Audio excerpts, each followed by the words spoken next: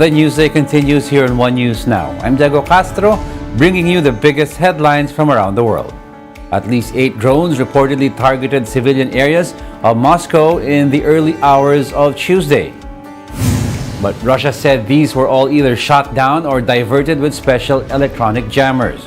President Vladimir Putin cast the assault as a terrorist response following Russia's attack on Ukraine bases. Putin added that the latest airstrike was an attempt to scare Russian citizens and provoke the country. В ответ, как известно, киевский режим выбрал другой путь попыток запугивания России, запугивания граждан России и ударов по жилым зданиям. Это, конечно, явный признак террористической деятельности. Но меня даже не столько это беспокоит, сколько попытки вызвать ответную реакцию России. Видимо, на это рассчитано. Они провоцируют нас на зеркальные действия. The Ukrainian government has denied any direct involvement in the recent attacks on Moscow. Presidential advisor Mikhailo Podolyak said, though, that they predict an increase in such attacks. North Korea launched what it called a space satellite toward the south, prompting emergency alerts and brief evacuation warnings in parts of South Korea and Japan. Satellite images taken Tuesday and analyzed by the Associated Press showed activity at the main pad at North Korea's Sohae satellite launching station. North Korea had said it would launch its first military recon satellite between May 31 and June 11 to boost monitoring of U.S. activities. In data provided to international authorities, Pyongyang said the satellite, once launched, will go through several stages. It is expected to shed off parts of the rocket, with debris expected to fall over the Yellow Sea and the Pacific Ocean. Air raid sirens wailed across Seoul as the city warned residents to prepare for potential evacuation. Later alerts said the city warning had been sent by mistake. Japan also warned Okinawa residents to take cover indoors if they were outside. The warning was later lifted after it was reported that the missile would not fly over their territory. The NATO military alliance will deploy an additional 700 troops to Kosovo, a day after 30 NATO soldiers and 52 protesters were hurt in clashes. Unrest in the region has intensified since ethnic Albanian mayors took office in northern Kosovo's Serb majority area. Serbs in northern Kosovo boycotted the local elections on April in protest that their demands for more autonomy have not been met.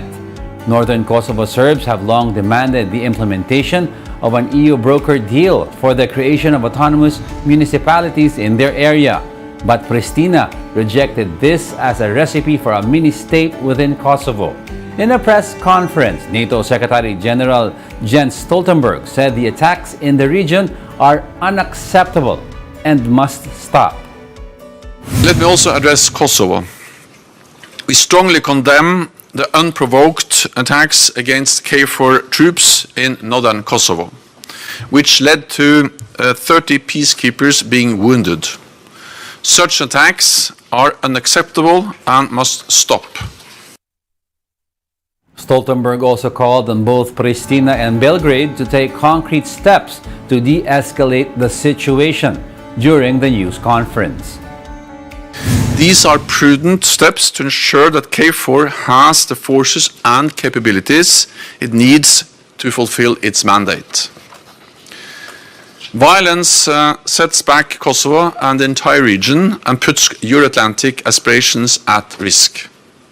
Both Pristina and Belgrade must take concrete steps to de-escalate the situation, refrain from further irresponsible behavior. We'll be back with more stories after the break. Keep it here on One News.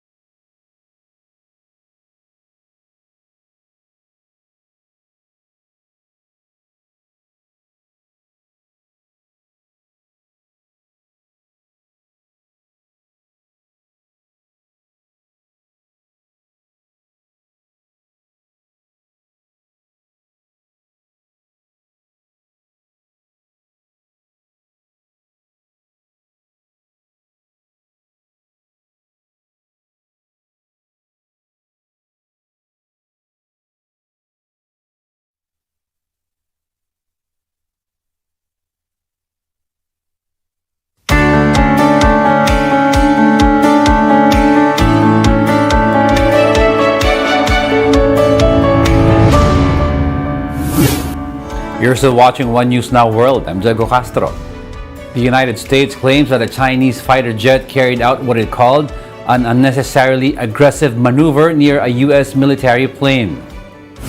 Footage from inside the American aircraft shows another jet in the same airspace, drifting over and flying in front of the aircraft. According to Washington, the incident happened in the international space over the South China Sea last week. The U.S. military command in charge for the Indo-Pacific says the Chinese aircraft forced the U.S. plane to fly through its wake turbulence. The UN warns that Haiti is at risk of starvation, with crisis trapping citizens in a cycle of growing desperation without access to food and markets. More in this report by the Associated Press. Sorry. No.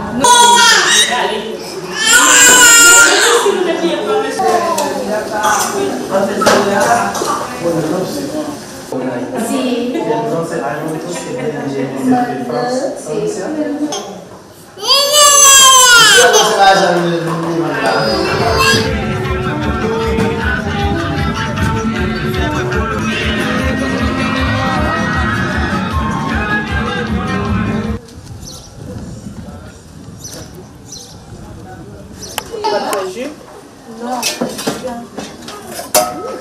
Vu situation économique, yo pas capable de couper tout le monde. Est-ce que nous capable et puis de là étant nous commençons à prendre tout le monde, mais puis faut tout le monde qui vient ce petit monde ouais qui dénutri comme si qui mal nourri, qui pas qu'à manger pour une situation difficile. Et que tout le monde tout qui a malnutrition et qui a maladie associée à malnutrition.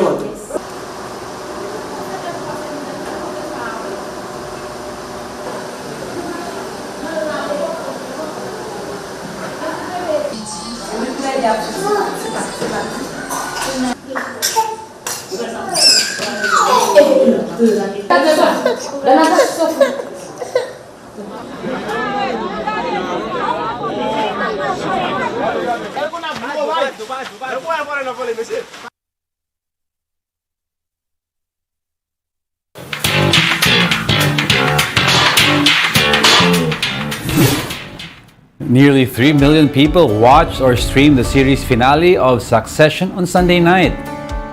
This was a considerable improvement from the season 3 finale, which had 1.7 million viewers. HBO said the audience can still be expected to expand significantly when delayed viewing is taken into account.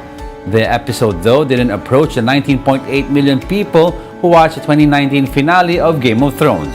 Succession follows the story of 3 siblings vying for control of their aging father's media conglomerate. And those are the top world headlines of the hour. Join us again at 9 a.m. as we continue to monitor the day's biggest stories. Coming right up is Agenda at 8 a.m. I'm Diego Castro. We are One News. All sides, all the time.